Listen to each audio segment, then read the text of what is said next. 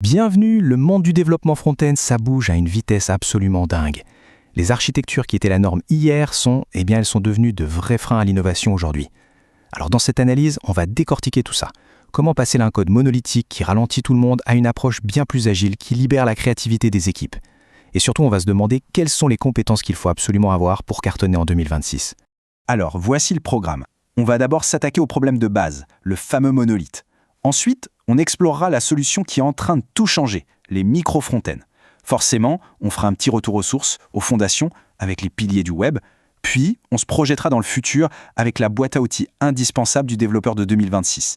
Et pour finir, on abordera une question qui devient cruciale, comment on fait pour coder de manière plus responsable?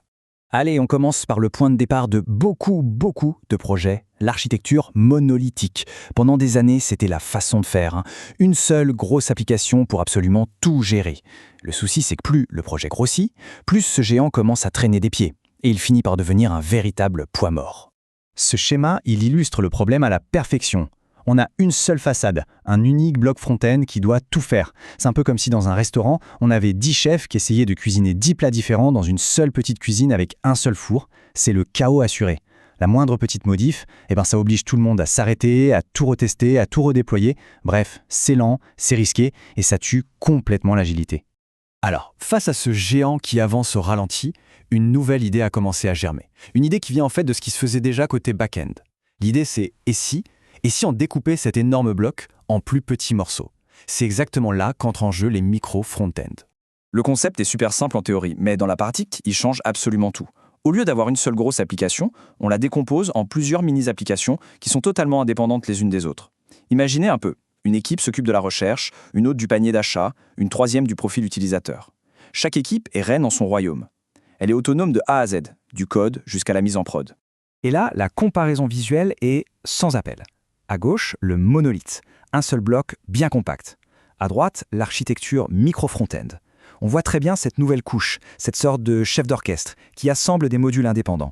Et ce qui est génial, c'est que chaque module peut avoir son propre back-end, fait sur mesure pour lui.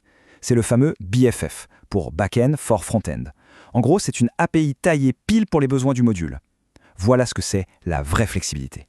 Et les bénéfices, ils sont juste énorme. Fini de se marcher sur les pieds, les équipes peuvent enfin avancer à leur propre rythme. La charge mentale, elle, diminue drastiquement. Plus besoin de connaître toute l'application sur le bout des doigts, on se concentre sur sa partie.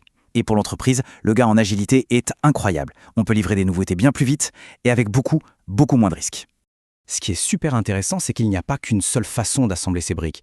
On peut le faire côté client, donc dans le navigateur d'un internaute, on peut le faire côté serveur, de manière plus classique, ou alors on peut le faire au niveau du edge, c'est-à-dire sur des serveurs qui sont géographiquement très proches de l'utilisateur pour un max de rapidité.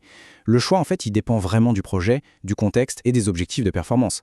Bon, on a pas mal parlé d'architecture, mais une architecture, aussi brillante soit-elle, ne sert à rien sans les bonnes compétences.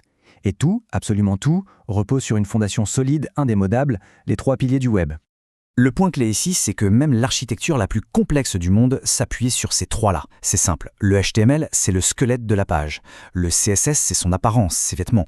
Et le JavaScript, c'est le système nerveux, c'est lui qui donne vie à tout ça. Vouloir maîtriser une architecture de pointe sans maîtriser ses bases, c'est un peu comme vouloir construire un gratte-ciel sur des fondations en sable, ça ne peut pas tenir.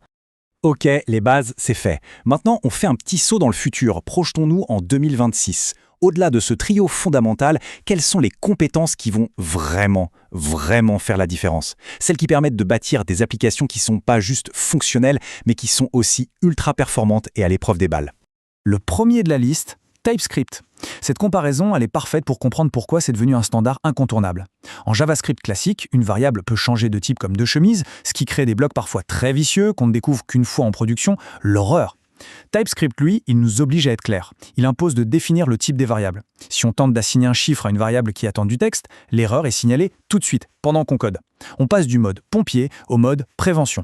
Ensuite, il y a WebAssembly ou WASM. Alors attention, ce n'est pas un remplaçant de JavaScript, c'est plutôt un super-héros qui vient lui prêter main forte quand ça devient vraiment intense. En gros, ça permet de faire tourner du code ultra performant, écrit dans des langages comme C++ ou Rust directement dans le navigateur. C'est la solution rêvée pour les tâches qui exigent une puissance de calcul monstre. La 3D en temps réel, le montage vidéo, les jeux. Bon, et l'IA dans tout ça, c'est la question que tout le monde se pose. Est-ce que notre métier est menacé ? La réponse des experts est très claire, et elle est juste là. Non, L'IA, c'est un copilote surpuissant, pas un pilote de remplacement. Elle va nous faire gagner un temps fou sur les tâches un peu ingrates, répétitives, mais elle n'aura jamais la vision d'un architecte logiciel, ni la créativité nécessaire pour résoudre un problème métier complexe. Et tout ça, ça nous amène à notre dernier poids. Parce que combiner des architectures modernes et des compétences de pointe, ce n'est pas une fin en soi. Le but ultime, c'est de construire des services numériques qui sont non seulement efficaces, mais qui sont aussi responsables. C'est ce qu'on appelle l'éco-conception. L'idée de base est très simple. Chaque ligne de code, chaque octet transféré a un coût énergétique. Et on peut agir là-dessus, en optimisant notre code bien sûr, mais aussi en ne chargeant les images que quand c'est vraiment nécessaire, ou en choisissant une librairie plus légère qu'une autre. Et surtout, en utilisant des outils pour mesurer cet impact et voir concrètement si nos efforts payent. Et voilà, la boucle est bouclée. Les micro-front-end nous apportent l'agilité. Les compétences comme TypeScript ou WebAssembly nous donnent la puissance. Et l'éco-conception, eh bien, ça donne du sens à tout ça. Ça nous assure que ce qu'on construit est non seulement performant, mais aussi durable. C'est ça la vision complète du développeur front-end de demain.